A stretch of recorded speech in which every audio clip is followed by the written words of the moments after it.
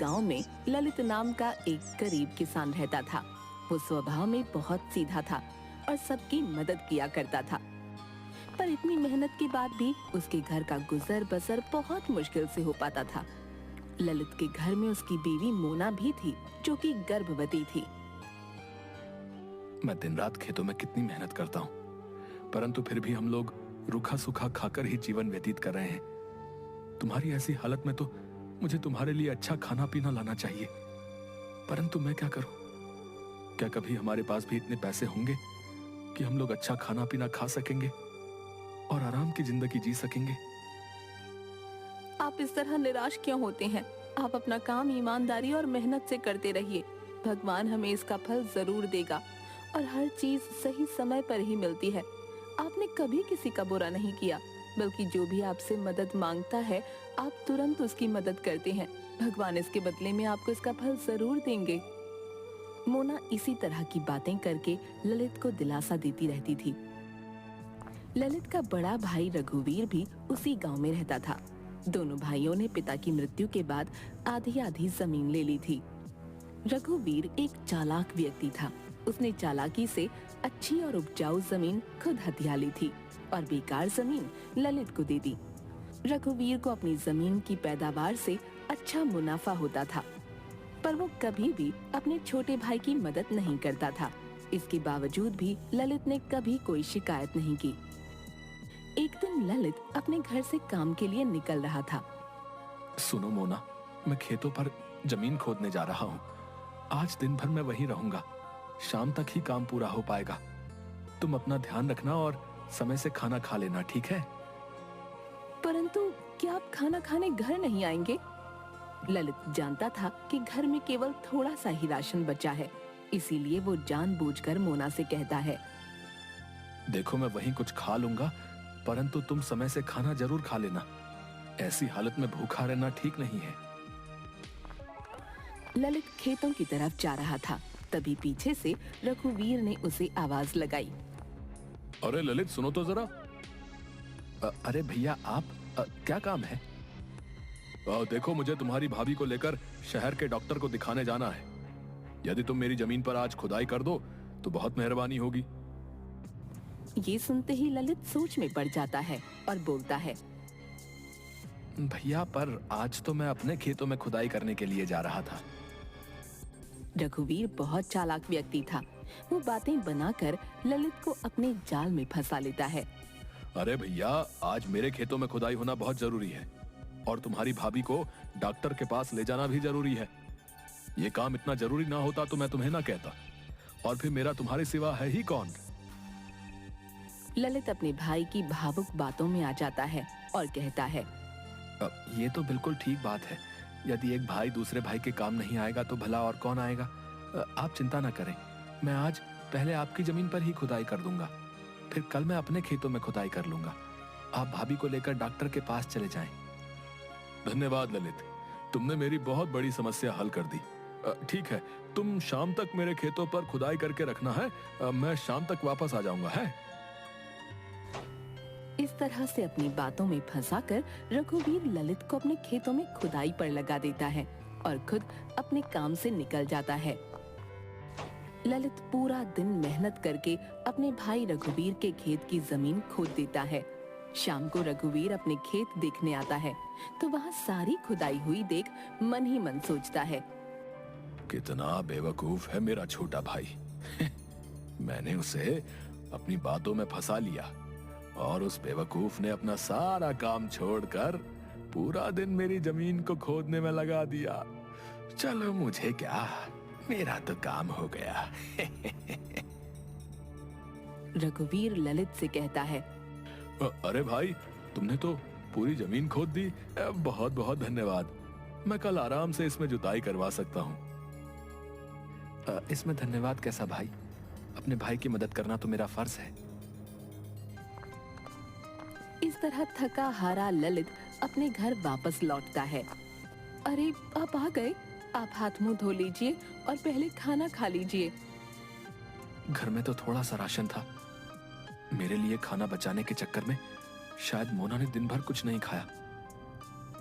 मोना, ये खाना तुम खा लो, मुझे बिल्कुल भूख नहीं है। क्यों, क्या हुआ? आपको भूख क्यों नहीं लगी? अरे आज रघुवीर भैया जमीन पर आए थे, उनके खेतों में कुछ काम था तो उन्होंने मुझे बुलाया।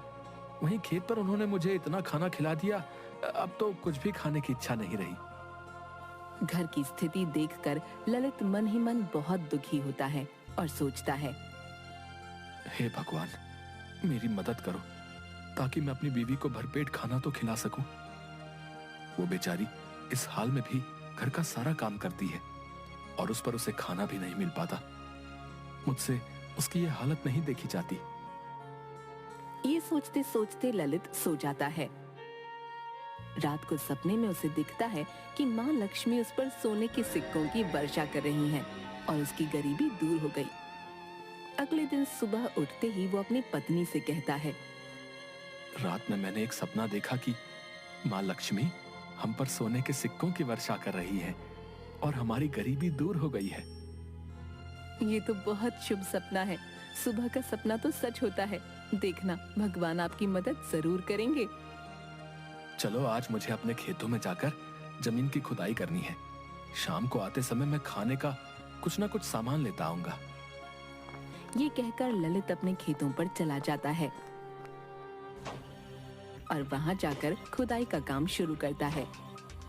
खुदाई करते करते जमीन में उसे एक मटका दिखता है। अरे ये क्या है? लग रहा है जैसे कोई धातु का बड़ा सा मटका है। खोद कर देखता हूँ कि ये है क्या। ललित जैसे ही थोड़ी और खुदाई करता है, उसे एक बड़ा सा सोने का मटका दिखता है। मटका खोलने पर उसकी आंखें खुली की खुली रह गईं। उसमें सोने की 2 मोहरें पड़ी थीं। अरे ये क्या? इस मटके में तो सोने की 2 मोहरें पड़ी हैं। लगता है भगवान ने मेरी सुन ली। कल रात का सपना सच हो गया। मुझे सचमुच सोने की मोहरें मिल गई। तभी अचानक उसके सामने एक बूढ़ी अम्मा आती है और उससे कहती है, बेटा, मैं एक लाचार बुढ़िया हूँ। अपने घर में एक गाय का दूध बेचकर अपना गुजारा करती हूँ। मेरा इस दुनिया में कोई नहीं है, पर वो गाय बहुत बीमार हो गई है और उसके इलाज में काफी खर्चा होगा। क्या तुम मेरी कुछ मदद कर सकते हो? भगवान तुम्हारी सब परेशानियां दूर कर देगा। ललित उसे देखकर सोच में पड़ गया और मन ही मन सोचने लगा,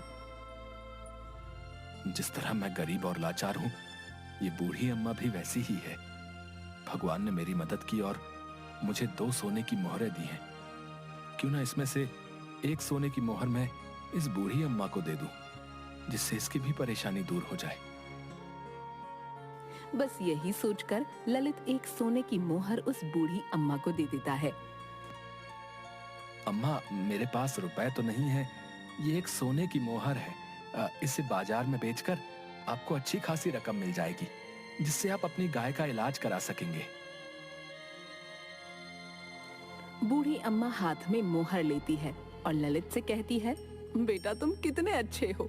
तुम खुद इतनी मुसीबत में हो और गरीबी से जूझ रहे हो, पर फिर भी तुमने इन दोनों में से एक मोहर मेरी मदद के लिए मुझे दी।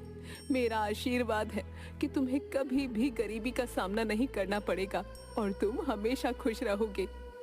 ललित उस मटके में एक सोने की मोहर को निकालकर उसे बाजार में बेचता है और अपने घर के लिए खाने पीने का सामान लेकर घर वापस आता है। मोना ललित को देखकर पूछती है, अरे, आप तो बहुत सारा राशन लेकर आ गए, ये मटका कैसा है?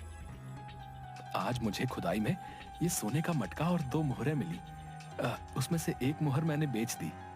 उसी से बहुत सारे पैसे मिले हैं, तो मैं खाने पीने का सब सामान ले आया। ललित और मोना उस रात पेट भरकर खाना खाकर आराम से सो गए। तभी ललित को फिर से एक सपना दिखा। उस सपने में माँ लक्ष्मी उससे कहती है, ललित, मैं बहुत खुश हूँ। तुमने इतना दुखी होते हुए भी एक जरूरतमंद बूढ़ी अम्मा की मदद की। तुम्हारे पास केवल 2 ही मोहरें थीं, जिसमें से तुमने एक उसे दे दी। मैं तुम्हें आशीर्वाद देती हूँ, जो घड़ा तुम अपने खेत से लाए हो वो एक जादुई सोने का घड़ा है। उसमें रोजाना सुबह एक सोने की मोहर आएगी, जिसे बेचकर तुम अपना घर चला सकोगे। उस जादुई घड़े में एक ही मोहर आएगी। तुम्हें अब जीवन भर गरीबी का सामना नहीं करना पड़ेगा और अब से तुम्हारा जीवन सुखमय और खुशहाल हो जाएगा। ललित अचानक से उठ जाता है और सपने के बारे में सोचता है। एक दिन पहले वाले सपने में महालक्ष्मी ने मुझे सोने की मोहरें दी और वो सपना सच हुआ। लगता है रोज एक सोने की मोहर वाली बात भी सच होगी। महालक्ष्मी ने मुझ पर कृपा की और मुझे जादुई घड़ा दिया। अगले दिन सुबह उठते ही ललित जादुई घड़े में देखता है तो उसे वहाँ एक सोने की मोहर दिखती है। ये देखकर वो खुशी से नाचने लगता है और अपनी बीवी मोना को सारी बात बताता है। देखा, मैं ना कहती थी कि समय आने पर सब ठीक हो जाएगा। आपने हमेशा लोगों की मदद की है, इसी का फल भगवान ने आपको दिया है। अब हमारी गरीबी और परेशानी के दिन खत्म हो गए हैं। यदि रोज सोने की एक मोहर हमें मिलेगी, हमारा घर का खर्च भी अच्छे से चलेगा और खेती बाड़ी के लिए सामान भी बाजार से आ जाएगा। आपको अब कोई चिंता करने की जरूरत नहीं। इसके बाद से उस जादुई घड़े में रोजाना एक सोने की मोहर आती और ललित उसे बेचकर कम पैसों से अपनी जिंदगी चलाता। अब उन दोनों की जिंदगी बहुत आराम से कट रही थी और हर एक जरूरतमंद की मदद ललित किया करता था। ललित के घर इस तरह पैसे आते देखकर रघुवीर सोच में पड़ जाता है कि आखिर इसके पास पैसा आ कहां से रहा है। यही जानने के लिए रघुवीर ललित से कहता है। अरे भाई ललित, कैसी चल रही है जिंदगी? मैंने सुना है तुमने अपने मकान की बहुत अच्छी मरम्मत करवा ली और घर में खूब सामान भी ले लिया। क्या कहीं से लॉटरी खुली है? ललित बहुत सीधा था, अपने भाई को सारा सच बता देता है। भैया, मैं आपसे कहता था ना कि मेरी बीवी ने मुझे कहा है कि भगवान हमें हमारी ईमानदारी का फल जरूर देंगे। बस कुछ यूं ही समझ लीजिए कि भगवान ने हमारी मदद की और मुझे एक जादुई घड़ा मिल गया जिसमें रोजाना मुझे एक सोने की मोहर मिलती है। बस उसी से हमारी जिंदगी आराम से कट रही है भैया। सोने के जादुई घड़े के बारे में सुनकर रघुवीर का सर चकरा जाता है और उसके मन में वो घड़ा पाने का लालच आ जाता है। दिन मौका देखकर रघुवीर ललित के घर में चोरी छिपे घुस जाता है और सामने उसे सोने का वो घड़ा दिखाई देता है। अरे, तो ये है जादुई सोने का घड़ा। मुझे तो इसे पाने के लिए कुछ ज्यादा मेहनत भी नहीं करनी पड़ी। चलो, मेरा काम हो गया।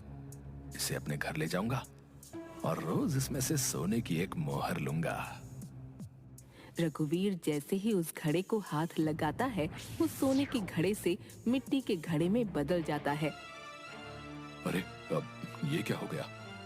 ललित ने तो कहा था कि ये जादुई सोने का घड़ा है, परंतु मेरे छूते ही मिट्टी का कैसे हो गया? अभी मुझे यहाँ से जाना होगा। फिर किसी दिन मौका देखकर मैं इसे चुराने आऊंगा। रघुवीर उस घड़े को पाने के लालच में 2-3 बार चोरी करने के इरादे से ललित के घर आता है, पर जैसे ही वो उस घड़े को छूता है, वो मिट्टी का बन जाता है।